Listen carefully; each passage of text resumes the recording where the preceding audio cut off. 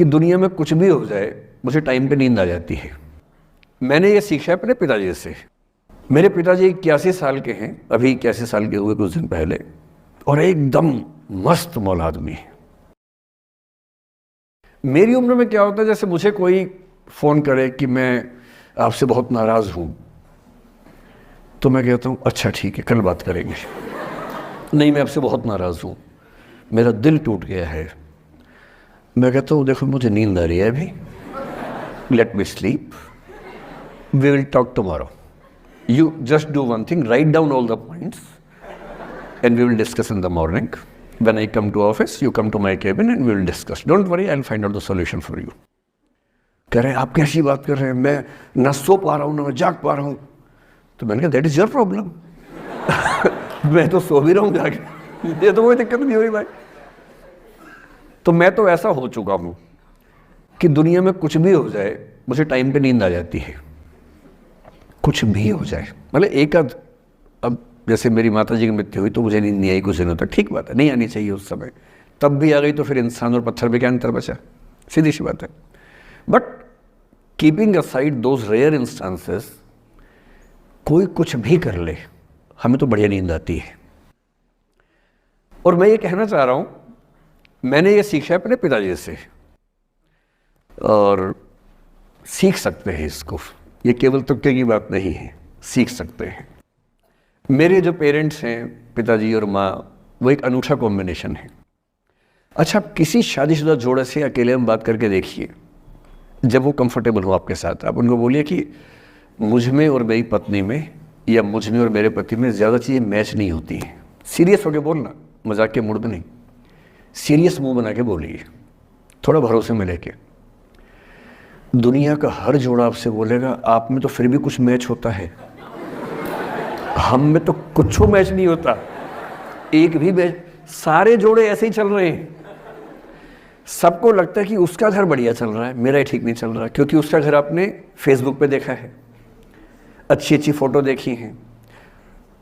24 घंटे में से जो 2 अच्छे मिनट आए थे, उसमें ली गई 25 फोटो में से बेस्ट फोटो फेसबुक पे आई थी। और अपने घर में आप बाकी 24 घंटे में से 2 मिनट छोड़ के बाकी देख रहे हैं। तो दूसरे का घर हमेशा अच्छा लगता है कि यार लाइफ हो तो उनके जैसी हो। तो हमारे माता पिता भी स्वभाव उनका भी थोड़ा अलग रहा, सबका है, हमारा भी है। तो मेरे पिताजी हैं मस्त मौला आदमी, जैसे कबीरदास एकदम फक्कड़ मस्त मौला आदमी, भाड़ में जाए दुनिया उस मूड में रहते हैं, नुकसान हो जाए भाड़ में जाए। गीता का सार उन्होंने अपने मन में बिठा लिया है। उनका बड़े से बड़ा नुकसान हो जाता है तो क्या बोलते हैं, हमारा क्या था जो लाए थे, जो लिया यहीं से लिया, जो दिया यहीं दिया, साथ लेके क्या जाना है, बात खत्म, कोई टेंशन ही नहीं उनको। और बाकी सब लोग टेंशन में कि अब क्या करें, ये हो गया वो हो गया, कैसे मैनेज करें। मेरी माँ को तनाव हो जाता था, और जब पिताजी ऐसे हो तो माँ को तनाव होगा, सीधी सी बात है। अगर माँ वैसी होती पिताजी तनाव में रहते हैं, तो सामान्य बात है। जब घर में एक व्यक्ति मस्त मौला हो तो बाकी लोग तनाव तो फिर बांटेंगे ना आपस में। वो बड़ा तनाव में रहती थी, उनको घर की चिंता, बच्चों की चिंता बहुत सताती थी। पिताजी भी चिंतित थे बच्चों को लेकर, जैसे कोई पिता होता है, पर उनकी नेचर थी कि ठीक है देख लेंगे जो होगा, अरे देख लेंगे, अरे भाड़ में जाओ, उस मूड में रहते हैं, आज भी रहते हैं। मेरी माँ 73 की उम्र से कुछ महीने पहले चल बसी, उनका जीवन समाप्त हुआ। मतलब मुझे नहीं पता कि जीवन क्यों समाप्त होता है, क्योंकि बड़े बूढ़े कहते हैं कि हर व्यक्ति की सांस का इतिहास है, सांसें लिखी हुई हैं ईश्वर ने, उतनी सांसें मिलेगी। मुझे बहुत भरोसा इस बात में है नहीं, क्योंकि भगवान ऐसा क्यों करेगा कि जापान में सांसें ज़्यादा लिखेगा और अफ्रीका में कम लिखेगा, भगवान ऐसा क्यों करेगा। और अगर सांसें पहले से लिखी हुई हैं तो हमारी जीवन प्रत्याशा क्यों बढ़ती जा रही है। अगर सांसें पहले से फिक्स हैं तो आज़ादी के समय से लेकर आज के 70 साल में जीवन प्रत्याशा लगभग 2.5-3 गुना बढ़ गई। और हम ये भी कहते हैं कि लोग खराब हैं। अगर लोग बुरे हैं तो जीवन छोटा होना चाहिए कर्मों के हिसाब से। लोग खराब हैं और जीवन बड़ा होता जा रहा है। तो मुझे उन मान्यताओं में बहुत भरोसा है नहीं कि सांसें लिखी हुई हैं। अगर सांसें लिखी होती तो मनुष्य की औसत आयु 25 साल से ऊपर नहीं होनी चाहिए थी, 25-30 मैक्सिमम। और हम 70-80 साल धूमधाम से जी रहे हैं, जिसका मतलब है कि ये भगवान से ज़्यादा इंसान ने लिखा है, मेडिकल साइंस ने लिखा है, वैज्ञानिकों ने लिखा है। और मैं ऐसा व्यक्ति हूँ, मैं बहुत धार्मिक व्यक्ति हूँ नहीं, और मैं इसको छिपाता भी नहीं हूँ। मैं बहुत छिप छिप के बहुत जी लिया। अब मैंने ठान लिया कि मैं जैसा हूँ वैसा रहूँगा। ना मुझे किसी पार्टी से मतलब है, ना किसी विचारधारा से मतलब है। मैं विचार वाला आदमी हूँ, धारा वाला नहीं हूँ। जिसको धारा में बहना है बहे, हम तो अकेले चलेंगे, विचार के साथ चलेंगे। जो ठीक लगता है वो बोलेंगे और वैसे ही रहेंगे।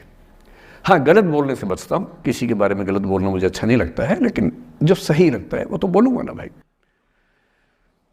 मेरे पिताजी 81 साल के हैं, अभी 81 साल के हुए कुछ दिन पहले, और एकदम मस्त मौला आदमी है, मुझसे ज़्यादा युवा हैं।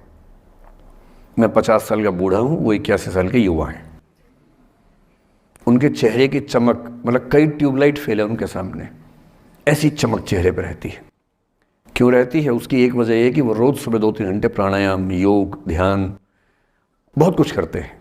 उनका भोजन इतना संतुलित है, सप्ताह में कम से कम एक बार, कभी कभी महीने में 4 से ज़्यादा 6-7 बार उपवास करते हैं पूरा पूरा।